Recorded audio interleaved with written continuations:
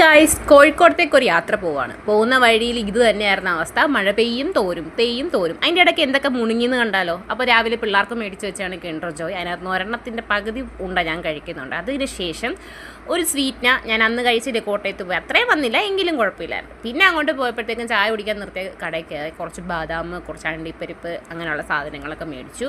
അതിനകത്ത് എൻ്റെ മോള് പുറകിലിരുന്ന് അണ്ടിപ്പരിപ്പിൻ്റെ മറ്റേ സാധനമില്ലേ, ഇച്ചിരി നീണ്ടു നിൽക്കുന്ന സാധനം, അത് തോണ്ടിക്കളഞ്ഞിട്ടുള്ള തീറ്റയാണ് കാണുന്നത്. ഉമ്മി എപ്പോൾ നോക്കിയാലും പൊന്നു ഫോണിലാണെന്നുള്ള വർത്തമാനം പറഞ്ഞ് ചാടിയിട്ട് നിർത്തിയതേ ഉള്ളൂ. പല്ലില്ലാത്ത എൻ്റെ റയാമുത്തു അണ്ടിപ്പരിപ്പ് ചവച്ചുകൊണ്ടിരിക്കുകയാണ്. പുറത്ത് നിന്ന് എൻ്റെ മോനിക്ക് വാഴക്കാപ്പം മേടിച്ച് കൊടുത്ത് തീറ്റിക്കുന്നതാണ് ഇക്ക. വണ്ടി മുന്നോട്ട് പോകുമ്പോൾ ഞങ്ങൾ ക്യാമറ ഓണാക്കിയിട്ട് കുറച്ച് കൊഞ്ഞണം കുത്തി അങ്ങോട്ടും ഇങ്ങോട്ടും എന്തൊക്കെയോ കാണിച്ചു. അവൻ അത് എൻജോയ് ചെയ്യുന്നുണ്ട്, ഞാനും. അങ്ങനെ പെട്രോൾ പമ്പിൽ എണ്ണ അടിക്കാൻ കയറിയപ്പം ഞങ്ങൾ ചായയൊക്കെ വെച്ചുകൊണ്ടാണ് പോയത്. അങ്ങനെ കുറച്ച് ചായ കുടിക്കുന്നുണ്ട്. അതിനുശേഷം നേരെ ചെല്ലുന്നത് മുടിക്കൽ പള്ളിയിലേക്കാണ്. അവിടെ ചെന്ന് സിയാറത്ത് ചെയ്തു. ബാപ്പിച്ചാക്ക് സലാം പറഞ്ഞു.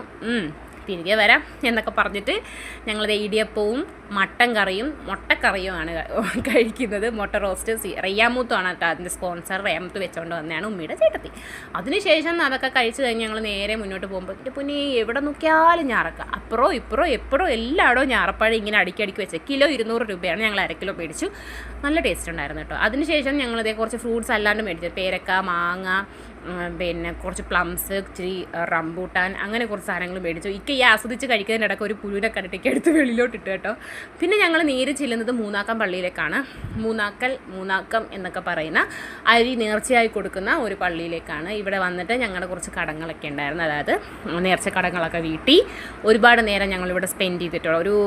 എങ്ങനെ പോയാലും ഒരു 5-6 മണിക്കൂർ ഞങ്ങളിവിടെ സ്പെൻഡ് ചെയ്തു. പിന്നെ ഇവിടെ ഈ കാണുന്ന ഈ കെട്ടിടത്തിൽ ഞങ്ങൾ നിർത്തി ഫുഡൊക്കെ കഴിച്ചതിന് ശേഷം കൈമുഖമൊക്കെ കഴുകിയിട്ട് ഞങ്ങൾ നേരെ പള്ളിയിലേക്ക് കയറുകയാണ് സിയാറത്ത് ചെയ്യാൻ. ഇവിടെ പ്രത്യേകിച്ച് ഖബറുകളൊന്നുമില്ല, 2 സൈഡിലും ഖബറുകളാണ്. ഒരാൾ തന്നെയാണ് വലിയ ഖബർ, അങ്ങനെയൊന്നുമില്ല. ഇസ്ലാം മതം സ്വീകരിച്ചതിൻ്റെ പേരിൽ എല്ലാവരും കൂടെ തീയിട്ട് കൊലപ്പെടുത്തിയവരൊക്കെ തന്നെയാണ് കേട്ടോ ഇവിടെ ഉള്ളത്. ഇത് ഒരുപാട് ഏക്കർ സ്ഥലമുണ്ട്, അവിടെയൊക്കെ ഖബറുകളാണ്. പിന്നെ ഈ പള്ളിയൊക്കെ ഒന്ന് ചുറ്റിക്കറങ്ങിയത് ഈ കാണുന്ന വാപ്പാടെ കടയിൽ നിന്ന് 2-3 ഉപ്പിലിട്ട സാധനങ്ങളൊക്കെ മേടിച്ചിട്ട് ഞങ്ങൾ നേരെ ഇനി പോകുന്നത് നമ്മുടെ സ്വന്തം കോഴിക്കോട് വെച്ച്, അതെ മിഠായി തെരുവ്, കോഴിക്കോട് ബീച്ചൊക്കെ ഒന്ന് എക്സ്പ്ലോർ ചെയ്യാൻ വേണ്ടിയിട്ട് ഞങ്ങൾ പോവുകയാണ്. വീഡിയോ പുറകെ വരുന്നുണ്ട്, മറക്കാതെ കാണണം, സപ്പോർട്ട് ചെയ്യണം. അപ്പോൾ അതെ ഞങ്ങൾ മുന്നോട്ട് പോകുന്നു. മഴ പെയ്യും നിൽക്കും, പെയ്യും നിൽക്കും, അങ്ങനെ മുന്നോട്ട് പോകുന്നു. ബൈ. അങ്ങനെ പള്ളിയിലെ വിശേഷങ്ങളൊക്കെ കഴിഞ്ഞ് ഞങ്ങൾ നേരെ ചെല്ലുന്നത് കോഴിക്കോട് ബീച്ച്, മിഠായി തെരുവ് എന്നീ സ്ഥലങ്ങളിലേക്കാണ് പോയിക്കൊണ്ടിരിക്കുന്നത്. മിഠായി തെരുവ് എന്ന് കേട്ടിട്ടുണ്ടെങ്കിലും ഇങ്ങനെ ഒരു വ്യൂ ആദ്യമായിട്ടാണ് കാണുന്നത്. കാര്യം യൂട്യൂബിലും മാമാടെ മക്കളൊക്കെ പറഞ്ഞു കേട്ടിട്ടുണ്ട്. മാമയൊക്കെ ഇവിടെ ഇരിട്ടിയിൽ താമസിക്കുന്നുണ്ട്, കണ്ണൂർ. അപ്പോൾ അവരൊക്കെ പറഞ്ഞിട്ട് ഇവിടെ ഭയങ്കര ഓഫേഴ്സാണ്. കുഴപ്പമില്ല, അത്യാവശ്യം റേറ്റൊക്കെ കുറവുണ്ട്. എങ്കിലും നമ്മുടെ നാട്ടിൽ കിട്ടുന്ന പലതും കുറച്ച് 50 രൂപ 15 രൂപയൊക്കെ കുറച്ചിട്ടാണ് ഇവിടെ സാധനങ്ങൾ കിട്ടുന്നതെന്ന് എനിക്ക് തോന്നിയിട്ടുണ്ട്. ഇവിടെ വന്ന് നമ്മൾ സാധനങ്ങൾ പർച്ചേസ് ചെയ്തതിൽ നിന്ന് മനസ്സിലായിട്ടുണ്ട്. കാര്യം ഒരുവിധപ്പെട്ട സാധനങ്ങൾക്കെല്ലാം ടോപ്പ്, കോട്ടൺ ടോപ്സൊക്കെ ഒരു 150 രൂപ 290 രൂപയൊക്കെ സ്റ്റാർട്ടിങ് ഉണ്ട്. ചെപ്പൽസൊക്കെ നമുക്ക് ഇവിടുന്ന് മേടിച്ച് ഒന്ന് തയ്ച്ചിട്ടിടുകയാണെന്നുണ്ടെങ്കിൽ ഒന്നും കൂടെ ബെറ്റർ ആയിരിക്കും. 169 രൂപയൊക്കെ നല്ല അത്യാവശ്യം ഡെയിലി യൂസിങ് അല്ല, ഫംഗ്ഷൻസിലൊക്കെ പോകുന്ന രീതിയിലൊക്കെ ഇടാൻ പറ്റുന്ന രീതി. അവിടെ നേരെ ഞങ്ങൾ ബീച്ചിലേക്ക് വന്നിട്ട് ഞങ്ങൾ വെള്ളം കുറച്ച് ചായ പറഞ്ഞപ്പോഴത്തേക്കും 1/2 ഗ്ലാസ് ചായയാണ് ഞങ്ങൾക്ക് കിട്ടിയത്. അങ്ങനെ അത് എടുത്തു, അങ്ങനെ അത് കുടിച്ചുകൊണ്ടിരുന്നപ്പം ഈ കാണുന്ന ഈ ഒരൊറ്റ പീസ് കിണ്ണത്തപ്പത്തിന് പിന്നെ 70 രൂപയാണ് കേട്ടോ. അതുപോലെ ഭയങ്കര റേറ്റൊക്കെ, ബീഫ് കട്ട്ലേറ്റ്, ചിക്കൻ കട്ട്ലേറ്റ് എല്ലാം ഉണ്ടായിരുന്നു. പിന്നെ കല്ലുമ്മക്കായ, പിന്നെ കൂന്തൽ നിറച്ചത് കഴിക്കണം എന്നുള്ള മോഹത്തോടു കൂടിയാണ് ഞാൻ കോഴിക്കോട് ബീച്ചിലെത്തിയത്. വില കേട്ടപ്പോൾ ഞാൻ അങ്ങ് നിർത്തി. ഒരു പീസിന് 120 രൂപയുടെ.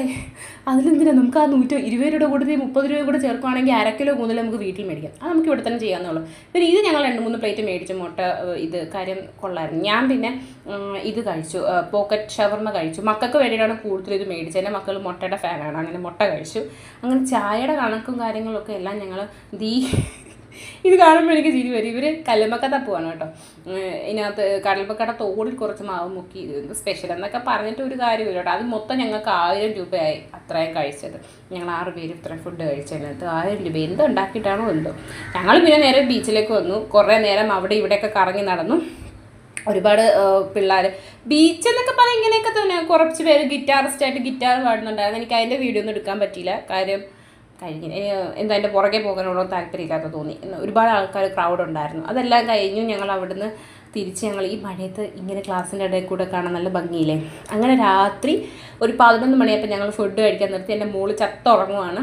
ദോശ, അപ്പം, അങ്ങനെ. ഞാൻ പിന്നെ പൊറോട്ട, ഒരു ലെഗ് പീസ്, അൽഫാം അങ്ങനെയുള്ളതൊക്കെ മേടിച്ച് ഒരു ഫുൾ മീൻ മേടിച്ചിട്ടുണ്ടായിരുന്നു. അത് വരാൻ താമസിച്ചു പോയി. അതിന് മുമ്പേ ഞാൻ ഫുഡ് കഴിച്ച് എഴുന്നേറ്റ്, കാര്യം കുഞ്ഞ് കരഞ്ഞിട്ടുണ്ടായിരുന്നു.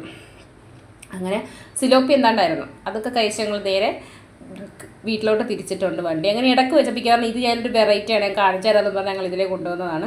അടിപൊളി സാധനമായിരുന്നു കേട്ടോ, നല്ല അടിപൊളി വ്യൂ ആയിരുന്നു. അപ്പോൾ ഇന്നത്തെ കോഴിക്കോട് യാത്ര ഇവിടെ കൊണ്ട് അവസാനിക്കുവാണേ.